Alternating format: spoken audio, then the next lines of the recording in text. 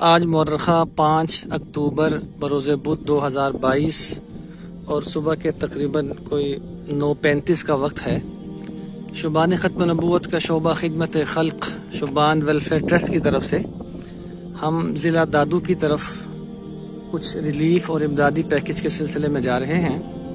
اور یہ دادو کی تحصیل جب ہم مہر میں پہنچے ہیں تو یہاں سے آگے نیشنل ہائی وے کا راستہ مکمل بند ہے،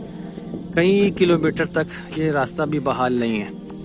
آج بارشوں کو اور سیلاب کو گزرے تقریباً کوئی 1.25 ماہ کا عرصہ گزر چکا ہے، لیکن آپ ابھی بھی دیکھ رہے ہیں کہ یہاں کی پانی کی صورتحال،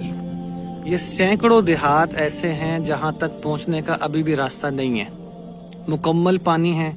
اور جانے کے لیے صرف کشتیاں استعمال ہو سکتی ہیں، وگرنہ وہاں تک نہیں جا سکتے۔ 1.25 ماہ کا عرصہ گزرنے کے باوجود بھی سیلاب کی صورتحال، پانی کی صورتحال ایسی ہے کہ یہاں کی زندگی بالکل،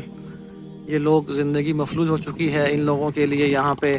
اپنے گھروں تک جانا، وہاں سے واپس آنا اور کھانے پینے کا اور دیگر چیزوں کا انتظام کرنا انتہائی مشکل ہو گیا ہے، جبکہ عموماً ہمارے ملک پاکستان میں اور دیگر صوبوں میں جو احباب ہیں ان کا یہی خیال ہے کہ سیلاب کو گزرے ہوئے کافی عرصہ ہو چکا ہے اور سیلاب ختم ہو چکا ہے، جبکہ ایسا نہیں ہے کہ یہاں کے لوگوں کو بحال ہونے میں بھی بہت وقت چاہیے۔ بحالی تو تب ہوگی جب یہ پانی اترے گا اور لوگ اپنے گھروں میں جا کر دیکھیں گے گھر کس حالت میں ہیں۔ ابھی تو یہاں کھانے پینے کی اشیاء، یہاں پہ دوائیوں کا فقدان ہے، یہاں بیماریاں مختلف جنم لے رہی ہیں، اور عجیب و غریب حالات ہیں کہ وہاں بیٹھ کر ہم ان حالات کا تجزیہ نہیں کر سکتے۔ لوگ یہاں فیلڈ میں ہیں، کام کر رہے ہیں، وہ آپ کو صحیح بتا سکتے ہیں کہ یہاں کی صورتحال کیا ہے۔ دن کے اس وقت تقریباً کوئی 12:30 بجے کا وقت ہے۔ ہم ضلع دادو سندھ کی طرف ہیں اور بارشوں کو تقریباً 1.25 ماہ گزرنے کے باوجود آپ دیکھیں یہاں ابھی بھی پانی میں